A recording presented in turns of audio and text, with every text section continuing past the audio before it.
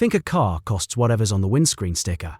That price is the smallest part of what you'll really pay. I'm Harry, and today we're counting every cost of driving across a whole UK lifetime, not just the price tag. We'll add up the fuel, the insurance, the road tax, the repairs, and the quiet loss in value every car suffers just sitting on the drive doing nothing. I'll add them up one at a time, and keep a running total on screen so you can watch the real number climb. It ends up far bigger than any sticker price, and seeing it all in one place tends to change how people think about their next car. By the end, you'll know the true lifetime cost of driving and a few simple moves that can knock a big chunk off it. Quick thing before we start. We'll use today's 2026 prices the whole way through, so the number at the end is something you can actually picture, not some figure from 40 years ago. Running total, £0. Let's start adding. The very first cost is the obvious. 1. Buying the cars. Most people picture a single shiny new motor here, and a brand new car in the UK now averages well over £30,000. But here's a fact that surprises almost everyone. The average British motorist gets through around 13 different cars in a lifetime. To keep this fair and steady, I'll be conservative and say 8 cars across a driving life, swapping every 6 or 7 years. And hardly anyone buys new every time.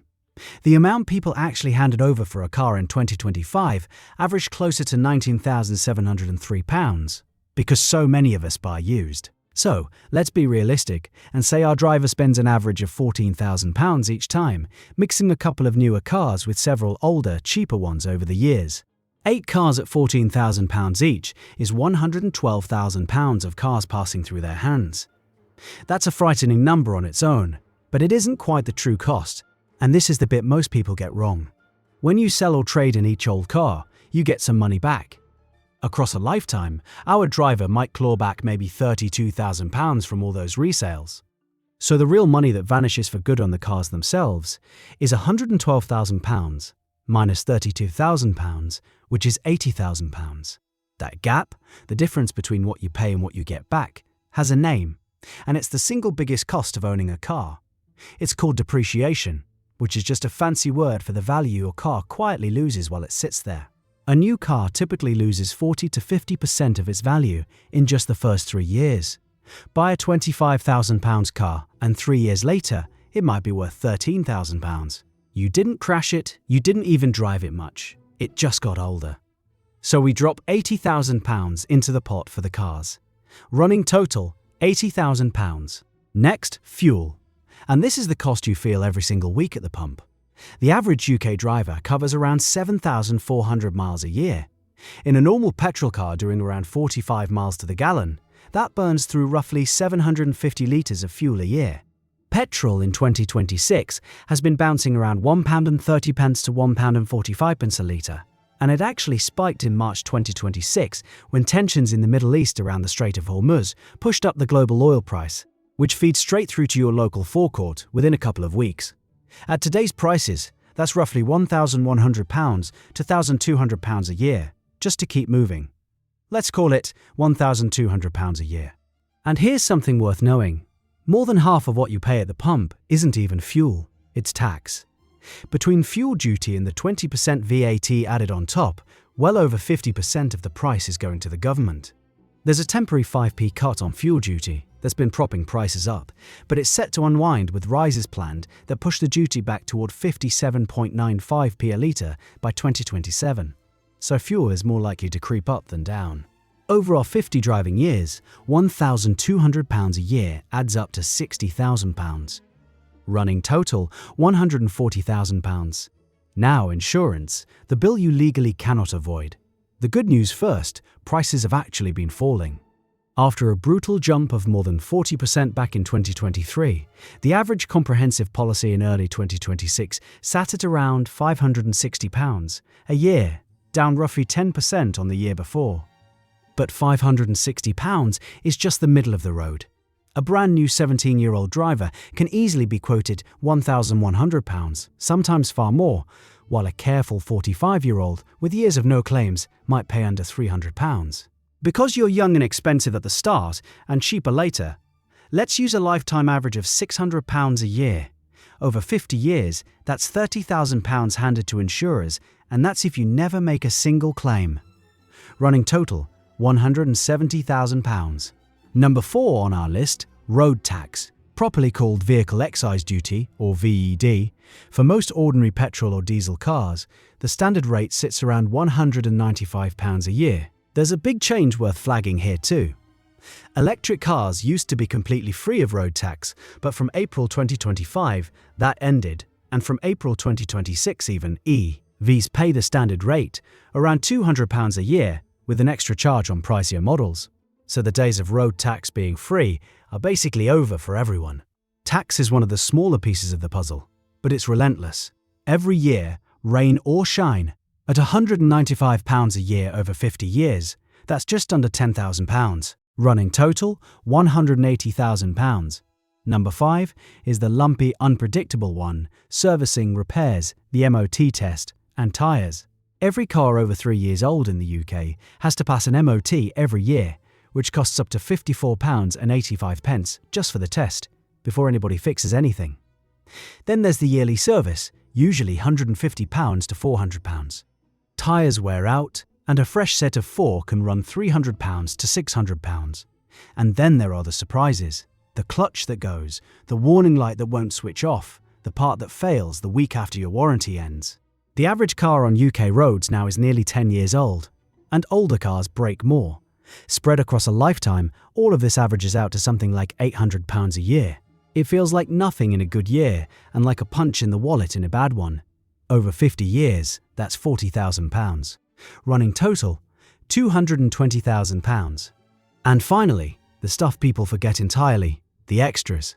Parking, whether it's meters in town, a permit outside your house, or the car park at the station. Tolls and city charges, breakdown cover so you're not stranded on the motorway. The odd car wash, an air freshener, a phone holder, a parking fine you really didn't deserve. None of it feels big on its own, but it ticks away constantly. Call it a modest £400 a year. Over 50 years, that's another £20,000. Running total, £240,000. So there it is, the full picture. Across a normal driving life, in today's money, the average UK person spends in the region of £240,000 on cars. Let me say that again so it lands. Nearly £250,000 gone, just to get from A to B. That's not a typo, and it's not a fancy sports car habit.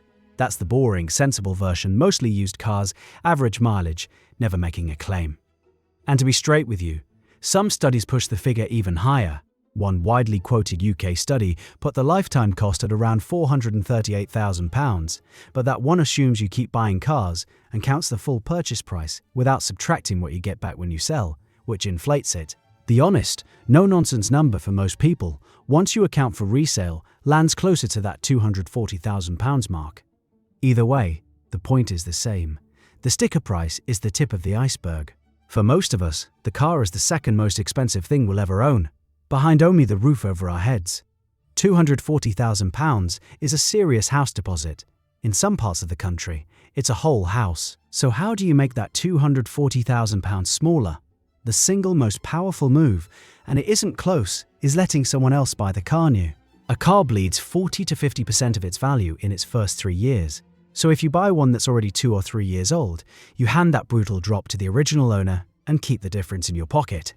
Same car, half the loss. And then just hang on to it. The people swapping motors every couple of years are quietly torching money because every change restarts the depreciation clock and drags in another round of buying costs. A car you've owned for 8 years and actually looked after is usually the cheapest car you'll ever drive. What you buy matters as much as when. A sensible little Super Mini, the sort of thing nobody ever looks at twice, sits in a low insurance group, barely touches the fuel, and costs buttons to fix. Go big and flashy, and it gets you 4 ways at once. On the price, the insurance, the petrol, and the repairs. Insurance has one golden rule: never hit auto-renew. The market punishes loyalty, so the driver who just lets the policy roll over year after year is almost always the one overpaying.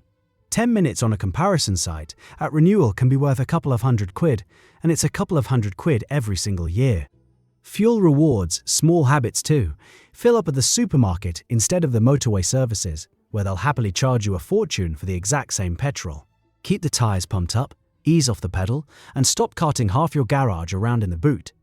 And if you're piling on the miles and can charge at home overnight, An EV will gut your cost per mile, even if it stings more on day one. The last bit is the simplest, and it's the one people least want to hear. The cheapest mile is the one you never drive. The hop to the corner shop, the school run you could walk, the lift you could share. None of it feels like much on its own, but skip enough of them and you save a real chunk of fuel, and where without even thinking about it. Nobody's saying ditch the car. Just stop grabbing the keys on autopilot. So next time you're standing in a showroom looking at that shiny sticker price, remember what we just built up together, pound by pound. That number on the windscreen is the opening bid, not the final bill. The real cost is the £240,000 the car will quietly pull out of your pocket over a lifetime. Knowing that doesn't mean you should never drive. It just means you'll make every car decision with your eyes open, and that single shift in how you think is worth more than any one tip I could give you. Drive smart, buy boring, keep it longer, and that £250,000 number starts shrinking fast.